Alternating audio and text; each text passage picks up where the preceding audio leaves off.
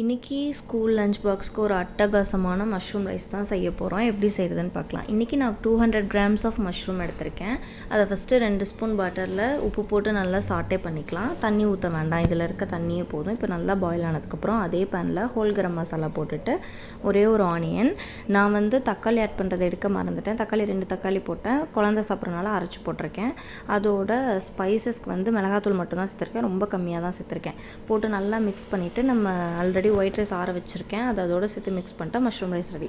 இதுக்கு ஒரு பெஸ்ட்டு காம்போனா இந்த வெண்டைக்காயில் ஒரு மொறு ஃப்ரை இது தான். இதில் நல்லா சீடை ரிமூவ் பண்ணிட்டு அதில் பெருங்காயத்தூள், மஞ்சத்தூள், மிளகாத்தூள், அதுக்கப்புறம் மிளகுத்தூள் கொஞ்சம், அதுக்கப்புறம் அரிசி மாவு, இதோட ஒரு பைண்டிங் ஏஜென்ட்காக கடலை மாவு 1 ஸ்பூன் சேர்த்து நல்லா மிக்ஸ் பண்ணிட்டு லைட்டாக தண்ணி தெளித்து மிக்ஸ் பண்ணிக்கணும்.